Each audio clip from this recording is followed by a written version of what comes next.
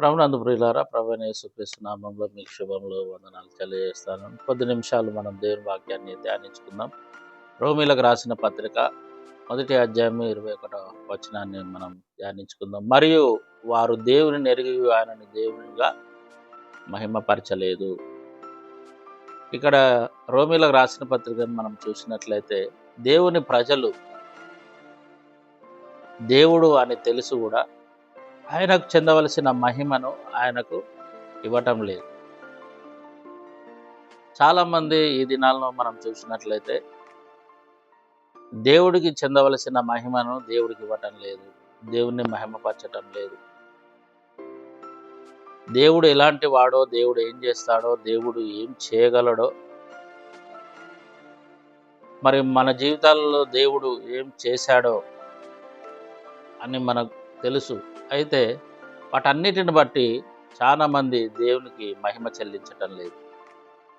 ఈ మహిమ చెల్లించకపోవడం ద్వారా వాళ్ళు నష్టాన్ని మరి కొని తెచ్చుకుంటా ఉన్నారు. కాబట్టి ప్రియులారా, దేవునిని మహిమపరచాలి. దేవుడికి ఇవ్వవలసిన మహిమను మనం దేవుడికి ఇవ్వాలి. మన జీవితంలో ఏది జరిగినా అది దేవుడు చేస్తేనే తప్ప అది మన వల్ల కాదు. ఒక కార్యము మన జీవితంలో జరిగింది అనంటే అది దేవుడి ద్వారానే జరిగింది, మన ద్వారా జరగలేదు అని మనం తెలుసుకోవాలి. అయితే ప్రియులారా, మరి చాలామంది ఈ లోకంలో ఇలాంటి వారు ఉంటున్నారు. వీళ్ళు ఏం చేస్తూ ఉన్నారంటే వారి యొక్క హృదయాలలో దేవునికి చోటు ఇవ్వకుండా స్వకీయ మహిమను వాళ్ళు వెతుకుతూ ఉన్నారు. మనం చేస్తూ ఉన్నాము, మనము చూస్తూ ఉన్నాము అని అంటే అది దేవుడు చేసిన అద్భుతమే, దేవుడు మన ద్వారా చేసిన కార్యమే. అయితే దేవుడు నిన్ను ఒక సాధనంగా వాడుకున్నాడు, తద్వారా కార్యం జరిగింది. దేవునికి నువ్వు మహిమ చెల్లించాలి. దేవుడు చేయకపోతే నువ్వు ఆ కార్యాన్ని జరిగించలేవు. నీ ద్వారా దేవుడు ఆ కార్యాన్ని జరిగించుటకు నిన్ను వాడుకున్నాడు. అయితే మహిమ అంతా, క్రెడిట్ అంట దేవునికే వెళ్ళాలి, దేవునికే చెందాలి, నీకు కాదు. ప్రియులారా, మరి ఆ 28వ వచనం గమనించినట్లయితే, మరియు వారు తమ మనస్సులో దేవునికి చోటు ఇయ్యకపోయారు గనుక చేరాని కార్యములకు చేయుటకు భ్రష్ట మనస్సుకు వారిని అప్పగించనని వాక్యం సెలవిస్తా ఉంది. దేవుడు వారి హృదయంలో దేవునికి వారు చోటు ఇవ్వలేదంట. దేవుడు అని తెలిసి కూడా వారి హృదయాల్లో మరి దేవునికి వారు చోటు ఇవ్వలేదు కాబట్టి దేవుడు వారిని భ్రష్ట మనస్సుకు అప్పచెప్పిందంట. అయితే ఏ వ్యక్తి అయితే అతని యొక్క హృదయంలో దేవునికి చోటు ఇయ్యడో, దేవునికి ఎప్పుడైతే చోటు ఇవ్వకపోతాడో చెడ్డ కార్యములు చేయుటకు మరి వాడు వీలు కలగజేసుకుంటా ఉంటాడు. చాలామంది క్రైస్తవులు, చాలామంది దేవుని బిడ్డలు, దేవుని ఎరిగి ఉన్న వారే గనక వారి హృదయాలలో దేవునికి చోటు ఇయ్యరు. దేవునికి చోటు ఇవ్వకపోవడం వలన భ్రష్ట మనస్సుకు వారిని దేవుడు అప్పచెప్తా ఉంటాడు. అయితే అప్పుడు వారు భ్రష్ట మనసుకు అప్పచెప్పినప్పుడు వారు ఏం చేస్తారంటే సమస్తమైన దుర్నీతి చేత, దుష్టత్వము చేత, లోభము చేత, ఈర్ష్య చేత నిండుకొని నరహత్య, కలహము, కపటము, వైరము అని వాటితో నిండిన వారై ఉండగానును, అపవాదకులు, దేవద్వేషులను, హింసకులను, హంకారులను, పింకంలాడు వారును, చెడ్డవాటిని కల్పించువాను, ఇలా వారి జీవితాన్ని కొనసాగిస్తూ ఉంటారంట. అయితే ఇవి చేస్తూ వారికి తెలుసంట, ఇవి చేస్తూ ఉంటే మేము మరణానికి తగిన వారమే అని తెలిసి కూడా మరి ఇలాంటి కార్యాలు చేస్తున్న వారితో కూడా వాళ్ళు సమ్మతిస్తూ ఉంటారు. పిల్లలు గమనించండి, దేవునికి మహిమ చెల్లించే విషయంలో మహిమ చెల్లించకుండా వారి యొక్క హృదయాలలో దేవునికి చోటు ఇవ్వకుండా, దేవునిని మహిమపరచకుండా వాళ్ళు వారి వారి మహిమను వారు వెతుకుతూ ఉంటారు. అయితే అలాంటి వారిని దేవుడు భ్రష్ట మనస్సుకు అప్పజెప్పినప్పుడు, ఆ భ్రష్ట మనస్సుతో నిండి క్రైస్తవులుగా పేరు చెప్పుకొని బ్రతుకుచు దుష్టత్వం చేస్తూ ఉంటారంట. అయితే ఆ దుష్టత్వం చేసేటప్పుడు వాళ్ళకి తెలుసు మేము మరణానికి పాత్రులం అని తెలిసి కూడా మళ్ళీ అట్లా చేస్తూ ఉంటారంట. అయితే ప్రియులారా, దేవుడు ఏమంటా ఉన్నాడంటే మన హృదయాలలో మరి దేవునికి చోటు ఇవ్వాలి. మనుషులకు కాదు చోటిచ్చేది, నీ యొక్క చెడ్డ క్రియలకు కాదు చోటిచ్చేది, నిన్ను రూపించిన దేవునికి నేను మహిమ చెల్లించాలని మనము దేవునికి మన జీవితంలో స్థానం ఇవ్వాలి. దేవునికి మనం స్థానం ఇవ్వనప్పుడు నీ లోపల చెడు తలంపులకు, చెడు ఆలోచనలకు మాత్రమే స్థానం ఉంటుంది. దేవుడు అని తెలిసినప్పుడు ఆయనకు చెందవలసిన మహిమను మనం ఆయనకి చెల్లించాలి. కాబట్టే మనుషులు దేవుని యొక్క మహిమను దొంగిలిస్తూ ఉన్నారు కాబట్టి చనిపోతూ ఉన్నారు.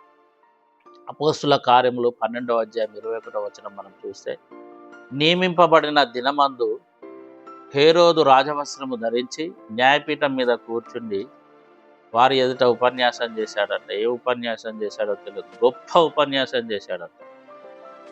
అయితే ప్రజలు విని ఇది దైవ స్వరమే కానీ మానవుని స్వరం కాదని వెంటనే 23వ వచనం చూస్తే, అతడు దేవునిని మహిమపరచనందున వెంటనే ప్రభువు దూత అతని మొత్తని కనుక పురుగులు పడి చనిపోయాడు. దేవునికి చెందవలసిన మహిమను అతడు తీసుకున్నాడు, అతడు దేవుణ్ణి మహిమపరచలేదు. అవును భయ్, నువ్వే చేసినావు, నువ్వే ఇదంతా జరిగించినావు, పెద్ద మీటింగులు పెట్టినావు, పెద్ద ఘనకార్యం చేశావు, దేవుని చేత వాడబడ్డావు. అయితే నువ్వు జరిగించిన ఈ పని అంతా దేవుడికి మహిమ రావాలి, దేవుడికి మహిమ చెందాలి, నీకు కాదు, నీ సంస్థకు కాదు, నీ వ్యక్తిగతంగా కాదు. వీఆర్ జీరోస్, మనము సున్నాలము, దేవుడు మాత్రమే హీరోగా ఉండాలి మన జీవితంలో. ఆ హేరోదు రాజు మరి వెంటనే చనిపోవడం జరిగింది ప్రియులారా.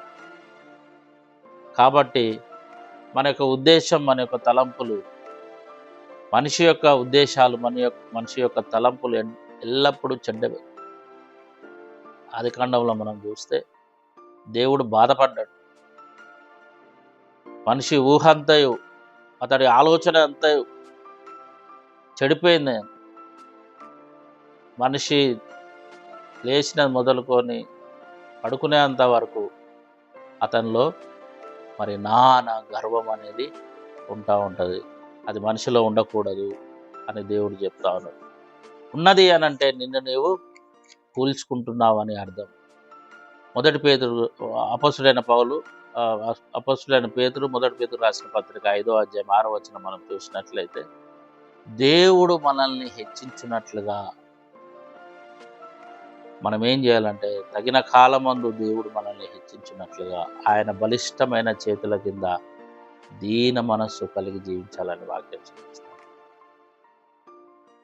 దేవుడు నిన్ను హెచ్చించాలి, దేవుడు నిన్ను అభివృద్ధి పరచాలి అనంటే నువ్వు ఆయన బలిష్టమైన చేతుల కింద మరి నిన్ను నువ్వు తగ్గించుకొని ఉండాలి. మానవుని జీవితానికి కావలసినది తగ్గింపు మాత్రమే, హెచ్చింపు అవసరం లేదు. చాలామంది కుటుంబాలలో మరి స్త్రీలు కానీ పురుషులు కానీ కుటుంబాన్ని రన్ చేసే విషయంలో మరి ఎంతో కష్టపడుతూ ఉంటారు. అది దేవుడు మనకు పెట్టిందే. మనం కష్టపడకపోతే కుటుంబం గడవదు. పురుషుడు ఉద్యోగం చేయాలి, స్త్రీ కుటుంబ పనులు చేయాలి. అయితే ఇదంతా దేవుడు మనకు సిద్ధపరిచింది, దీన్ని మనం చేయాలి, తప్పదు.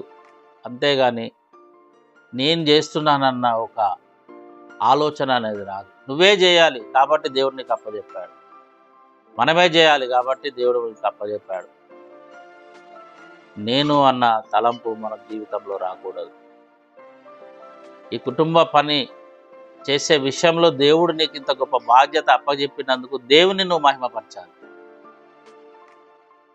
దేవా, ఈ కుటుంబ బాధ్యత, ఈ కుటుంబాన్ని పోషించడానికి, కుటుంబానికి సర్వ్ చేయడానికి నువ్వు నాకు అనుగ్రహించినందుకు నీకు వందనాలని దేవునికి మహిమ చెల్లించాలి. పురుషుడు ఉద్యోగాన్ని చేయడానికి దేవా నువ్వు నాకు ఈ కృపనిచ్చినావని దేవునికి మహిమ చెల్లించాలి.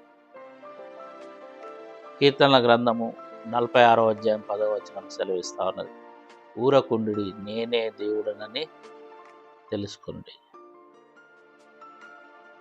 ఊరకుండుడి, సైలెన్స్, ఆయన దేవుడు అని నువ్వు తెలుసుకో. ఆయననే దేవుడు,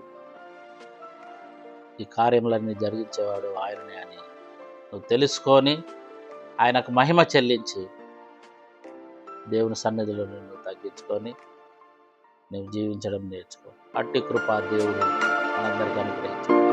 ఆమేన్.